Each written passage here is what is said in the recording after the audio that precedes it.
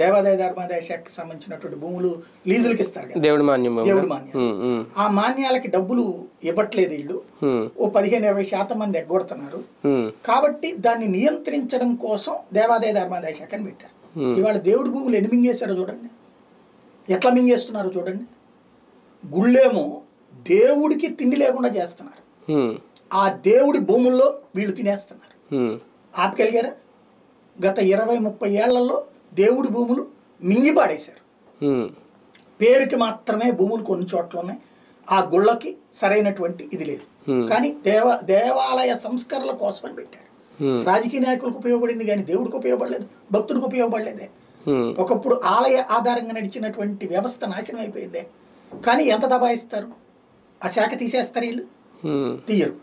అట్లాగే మీకు దాన్ని ఏమంటారు, కార్పొరేట్ విద్య లేకపోతే కార్పొరేట్ వైద్యం తెచ్చినప్పుడు దీనివల్ల మీ జీవితాలు మెరుగుపడిపోతాయి అన్నారు.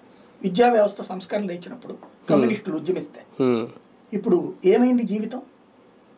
మీరు ఇవాళ మన దేశంలో కాదు మన రాష్ట్రంలో రోగాల బారిన పడే ప్రతి ఒక్కడికి సైకలాజికల్ ప్రెషర్, బీపీలు, షుగర్లు ఎందుకు వస్తున్నాయి?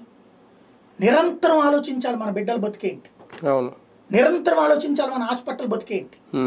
ఎందుకని అంటే వైద్యం ఖరీదు, విద్య ఖరీదు, అదివరకు ఉంది అట్లాగా. కానీ ఈయన ఏం చెప్పారు, ఈ సంస్కరణల వల్ల మీకు మెరుగుపడిపోతుంది అన్న. మెరుగుపడిందా? జీవితాలు మరింత సంక్షోభంలోకి పడ్డామా మనం? కానీ ఈయన దబాయిస్తారు, వాటి వల్లనే మీ జీవితాలు మెరుగుపడిపోయినాయి అంటారు. ఒప్పుకు తీరాలి. ఏంటంటే ఇవన్నీ కూడా చూడటానికి అవునరా, గవర్నమెంట్ హాస్పిటల్తో పోల్చుకుని ప్రైవేట్ హాస్పిటల్ బాగుందిరా, గవర్నమెంట్ హాస్పిటల్